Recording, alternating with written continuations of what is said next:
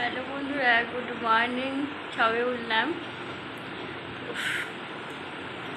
আমাদের এখনও বাবু ঘুমাচ্ছে, এখনও ওঠেনি। ওর ঘুমটা দেখো। আর তোমার দাদাভাই রাতেই বেরিয়ে গেছে।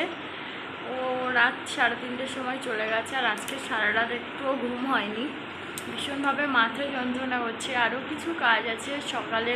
আজকে ঠাকুরঘরটা পরিষ্কার করার আছে। তো আমাদের মার ঘরেই ঠাকুর থাকে, তোমরা সবাই জানো। তো ওখানেই আজকে পরিষ্কার করার আছে। তো চলো, কিছু কাজ আছে, ওগুলো সেরে নিয়ে, জানোই সব বাসি কাজ আছে সংসারে, অনেক রকমের নিত্য নতুন কাজ থাকে। তো ওগুলো একটু সেরে নিয়ে স্নান করে ঠাকুর ঘরেই চলে যাব। তো চলো উঠি, অনেকটাই বেলা হয়ে গেছে।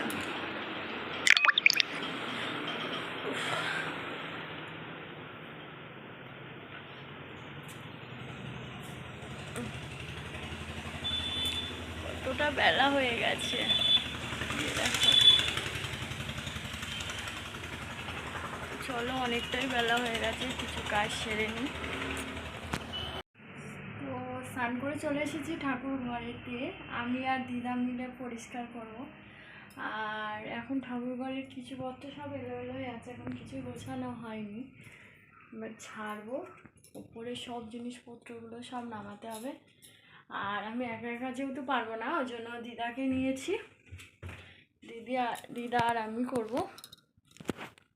মোটামুটি আমার ঝাড়াঝুড়ি অনেকটাই কমপ্লিট হয়ে গেছে। ঠাকুরের জিনিসপত্র সব ওপরেই তুলে নিয়েছিলাম। আর একা একা যেহেতু আমি ক্যামেরা ধরেছিলাম, তো যেগুলো যখনই ঝাড়ছিলাম তখনই আমার একটু ক্যামেরা ধরার লোক নেই, যেহেতু ওই জন্য একা একাই করছিলাম। তো আমি একা না, আমার সঙ্গে দিদাও ছিল, দিদাও আমার সঙ্গে ঘর মুছে দিচ্ছিল। আর আমি মোটামুটি ঠাকুর ঘর একদম মুছে পরিষ্কার করে নিয়ে আর গঙ্গা জল দিয়ে ঠাকুরকে মুছছিলাম। ঠাকুরের আগে নিচেরটা মুছছিলাম।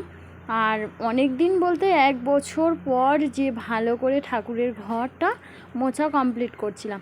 তো আমি এদিকে প্রতি বছর কেন এত 1 বছরে একবার করা হয়, কারণ আমাদের যেহেতু মনসা পুজো আছে, ঠাকুরের সব কিছু জিনিসপত্র মুছে পরিষ্কার করতে হয়। আর এদিকে প্রতি বছর যে ঘন ঘন বছরে 3-4 বার তো ঠাকুর ঘরের সব কিছু প্রতিবারেই ঠাকুর তুলে মুছে পরিষ্কার করতে এটা তো সম্ভব না, ওই জন্য আর মুছে পরিষ্কার করা হয় না। ওই জন্য বছরে একবারই পরিষ্কার করা হয় আমাদের। তো আমার ক্যামেরাম্যানটা হয়েছিল আমার ছেলে, তো যেহেতু ও ভালো করে তুলতে পারেনি, তো যতটুকুই পেরেছে ততটুকুই তুলেছে। তো আমি আর দিদা মিলে সবাই মিলে করছিলাম। আজকে আমার বড় ছেলের স্কুলে ওর পাঠাতে, ও স্কুলে যেতে টাইম পাইনি ও রেডি করে দিতে, তো ওই জন্য আর স্কুলে আজকে যায়নি। আমার সঙ্গে ও ঘুরছিল, তো ওকে বললাম তুমি মোবাইলটা ধরো। ও মোবাইল ধরতে ধরতেই একদম মোবাইলটা এমনভাবে ধরেছি কিছুই বোঝা যাচ্ছে না, দেখাও যাচ্ছে না।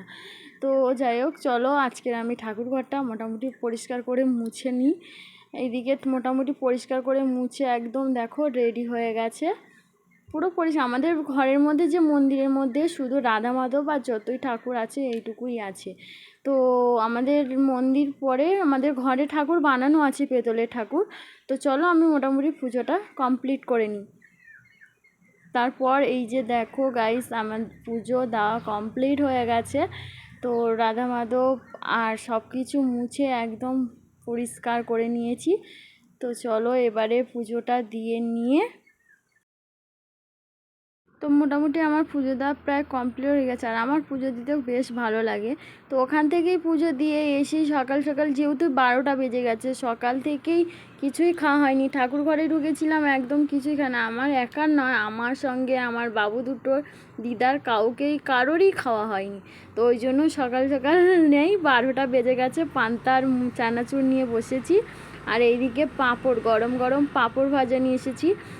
কারণ দিদার ডাল আছে, আজকের বেশি কিছু বানাতে পারিনি, ডাল আর এদিকে পাঁপড় ভাজা এদিকে বানিয়েছিলাম। বানিয়ে নিয়ে আর এসেই জাস্ট আমরা সবাই মিলে বসেই আড্ডা মারছিলাম।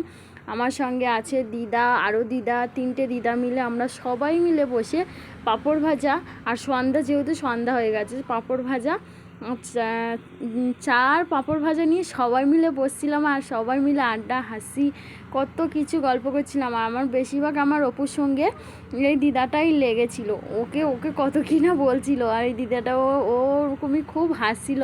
আর আমরা খুবই মজা করছিলাম, যেহেতু কেউ নেই সেই কারণেই। তো তো চলো বন্ধুরা, আজকের ভিডিওটা এখানেই শেষ করছি, বেশি ভিডিওটা বাড়াবো না। অনেক অনেক মজা, অনেক কিছু হয়ে গেল।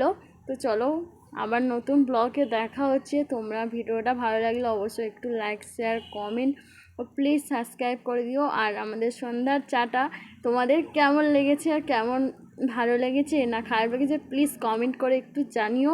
তো চলো, সবাই ভালো থেকো, সুস্থ থেকো, টাটা, বাই বাই।